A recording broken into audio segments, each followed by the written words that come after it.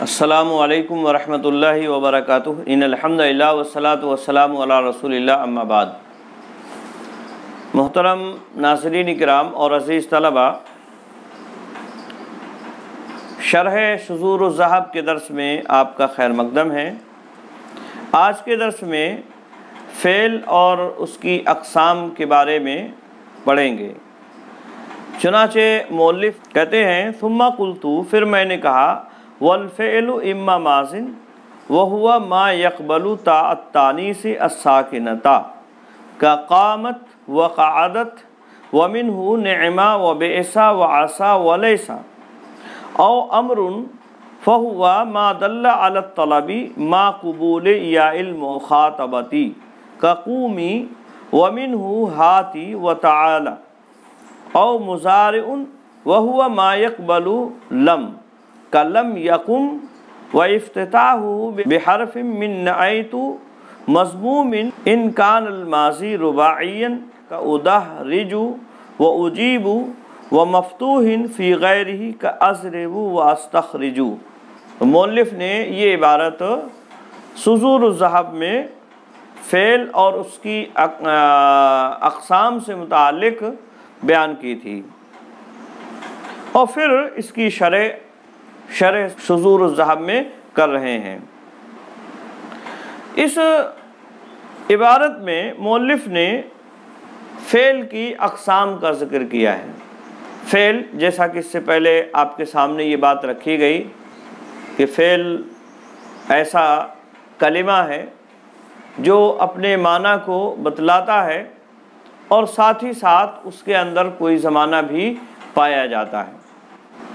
اس کی اقسام کیا ہیں؟ کہتے ہیں مؤلف کہ پھر میں نے کہا، ثم قلت، پھر میں نے کہا، والفعل اما ماضٍ، اور فعل یا تو ماضی ہوگا، وہوا ما يقبل تاء التانیث الساکنۃ کقامت وقعدت، اور پھر ماضی کی تعریف کرتے ہوئے کہتے ہیں یا ماضی کی علامت بیان کرتے ہوئے کہتے ہیں، ماضی وہ فعل ہے جو تائے تانیث ساکنہ کو قبول کرتا ہے، ما یقبل جو قبول کرتا ہے، تاء التانیث الساکنۃ جو تائے تانیث ساکنہ کو قبول کرتا ہے، کقامت وقعدت جیسے قامت اور قعدت، تو یہاں تائے تانیث ساکنہ آخر میں آ رہی ہے۔ یہ اس بات کی دلیل ہے قامہ یہ فعل ہے، یا اسی طرح سے قعدت میں تائے تانیث ساکنہ آخر میں آ رہی ہے، یہ اس بات کی دلیل ہے کہ یہ فعل ہے۔ قامت وہ ایک عورت کھڑی ہوئی، قعدت وہ ایک عورت بیٹھی۔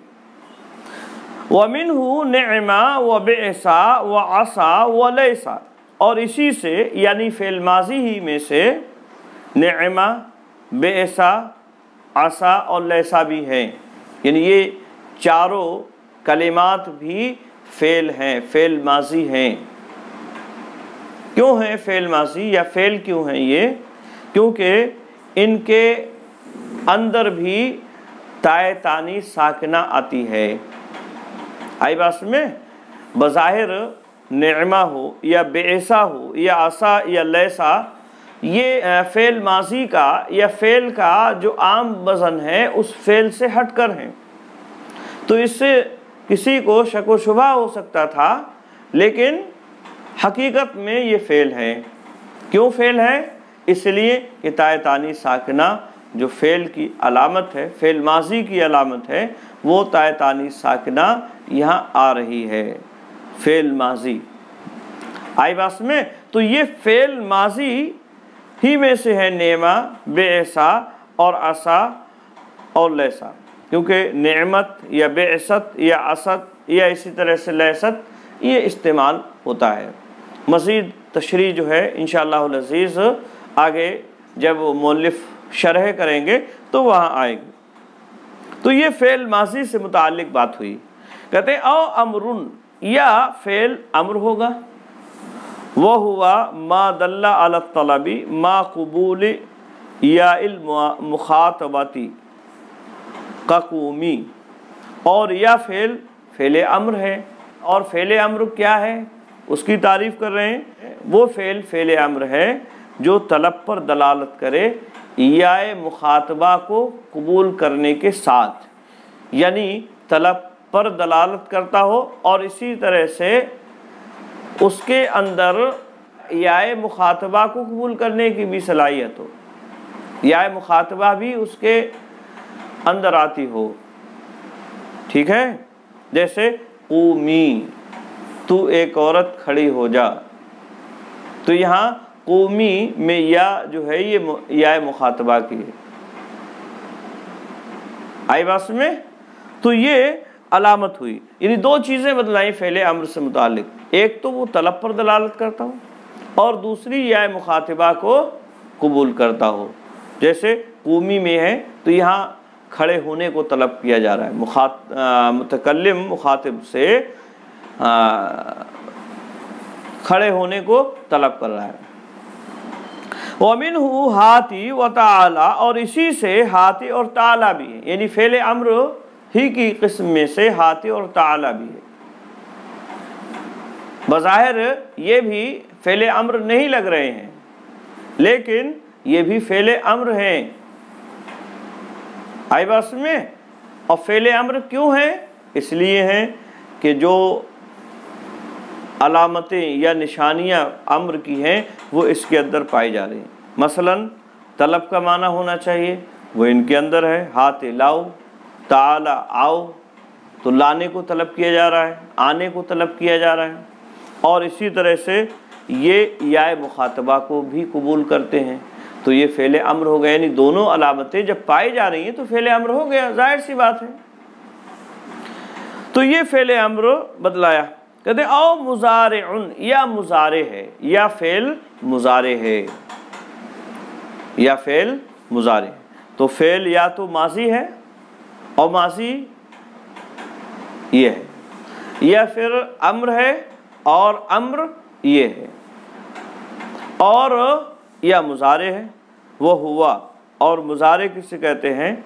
اس کی تعریف کرتے ہوئے مؤلف کہتے ہیں ما یقبل لم، جو لم کو قبول کرتا ہو۔ حروف جازمہ میں سے ایک حرف ہے لم، تو یہ لم کو قبول کرتا ہو۔ کلم یقم، وہ ایک مرد کھڑا نہیں ہوا، لم یقم، جیسے لم یقم، وہ ایک مرد کھڑا نہیں ہوا۔ تو یہاں قام تقوم یا یقومو پر لم داخل ہوا اور لم نے اپنا عمل کیا، واو جو عین کلمہ ہے وہ حذف ہو گیا قاعدے کے مطابق، عربی جو قاعدہ ہے اس کے اعتبار سے، اور آخر میں جزم آ گیا، یعنی لم داخل ہوا۔ تو یہ اس بات کی علامت ہے کہ یہ فعل مضارع ہے، یہ فعل مضارع ہے۔ لم یقم یعنی لم داخل ہو رہا ہے تو یہ فعل مضارع ہو گیا، لم ماضی پر نہیں آئے گا، یا اسی طرح سے لم امر پر بھی نہیں آئے گا، فعل امر یا فعل ماضی پر لم نہیں آئے گا۔ اسی طرح سے اور مزید اس کی وضاحت کرتے ہوئے، یعنی مضارع کی مزید وضاحت کرتے ہوئے کہتے ہیں وَإِفْتِتَاحُهُ بِحَرْفٍ مِّن نَعَيْتُ، اور اس کا افتتاح یعنی اس کی شروعات فعل مضارع کی نعیتو میں سے کسی حرف کے ذریعے سے ہوتی ہے۔ مضموم ان کان الماضی رباعیا، مضموم ہوگا وہ حرف اگر ماضی رباعی ہو، یعنی ایک یہ بات بھی یاد رہے کہ مضارع فعل جو لم کو قبول کرتا ہے، ساتھ ہی ساتھ یہ بھی بات یاد رہے کہ اس کا آغاز یا اس کی ابتدا نعیتو میں سے کسی ایک حرف کے ذریعے سے بھی ہوگی۔ نعیتو نون ہے، حمزہ ہے اور یا ہے اور تا، یہ حروف مضارع کہلاتے ہیں۔ اردو میں بھی اگر کہا جائے تو نیتا، نون یا اور تا اور آخر میں حمزہ، حالانکہ وہ الف ہے تو حمزہ ہم اسے کہہ رہے ہیں سمجھانے کے لیے، تو نیتا یا اتینا۔ تو یہ جو ہے حروف فعل مضارع کے شروع میں ہونا لازمی اور ضروری ہے، یہ حروف فعل مضارع کے شروع میں ضرور ہوں گے، اور اسی لیے ان حروف کو حروف مضارع کہا جاتا ہے۔ ان میں سے کوئی ایک ہونا لازمی اور ضروری ہے، اور وہ کن کن صیغوں پر آتے ہیں وہ اس کی وضاحت انشاءاللہ العزیز آگے کسی موقع پر آئے گی۔ تو یہ یاد ہونا چاہیے کہ مضارع لم کو قبول کرتا ہے، اور ساتھ ہی ساتھ اس کے شروع میں، اس کے آغاز میں نعیتو میں سے کوئی ایک حرف بھی ہوگا، یا نون ہو، یا حمزہ ہو، یا ہو، یا اسی طرح سے تا ہو، کوئی نہ کوئی ایک حرف ضرور ہوگا۔ اور یہ حرف جو شروع میں ہوگا یہ مضموم ہوگا اگر فعل رباعی ہے۔ ادحرجو، جیسے دحرجا سے ادحرجو، یا اسی طرح سے اجابا سے اجیبو، اور بھی کئی صیغے ہم بنا سکتے ہیں اس سے۔ آئی بات میں؟ جیسے اکرما سے یکرمو، اکرما سے یکرم۔ تو یہ حرف مضموم ہوگا اگر ماضی رباعی ہے، کا ادحرجو، جیسے دحرجا سے ادحرجو، یا اجیبو، یا اسی طرح سے اکرما یکرمو۔ وہ مفتوح فی غیرہ، اور اس کے علاوہ میں مفتوح ہوگا، یعنی حرف مضارع جو شروع میں آ رہا ہے، جو آغاز میں آ رہا ہے، اگر ماضی رباعی نہیں ہے تو ایسی صورت میں وہ مفتوح رہے گا، وہ ثلاثی ہو یا اسی طرح سے خماسی ہو، مطلب کوئی بھی ہو، رباعی کے علاوہ کوئی بھی ہو۔ یعنی رباعی سے مراد کیا ہے؟ یعنی چار حرفی فعل اگر چار حرفی ہے تو مضموم رہے گا، اور اس کے علاوہ یعنی چار حرفی نہیں ہے، تین حرفی ہے مان لیجئے، یا اسی طرح سے پانچ حرفی ہے، یا اسی طرح سے اس سے زائد ہے، چھ حرفی ہے، کبھی کبھی چھ حرفی بھی ہو جاتا ہے فعل، حروف جب اس کے شروع میں یا درمیان میں مزید زائد کر دیے جائیں۔ تو یہ خماسی یا سداسی اگر ہے، یا اسی طرح سے ثلاثی ہے، تو ایسی صورت میں آغاز مضارع کے جو حروف ہیں، مضارع کے شروع میں جو حروف آتے ہیں وہ مفتوح رہیں گے، جیسے کہ اضربو، اضربو، ضربا سے اضربو، میں مارتا ہوں، یا اسی طرح سے استخرجو، استخرجو۔ تو یہ فعل مضارع کی علامت ہے، یعنی فعل مضارع ایسا فعل ہے جو لم کو قبول کرتا ہے، اور اس کی ابتدا یا اس کا آغاز نعیتو میں سے کسی حرف کے ذریعے سے ہوتی ہے جو حروف مضارع کہا جاتا ہے، جنہیں حروف مضارع کہا جاتا ہے۔ آئی بات میں؟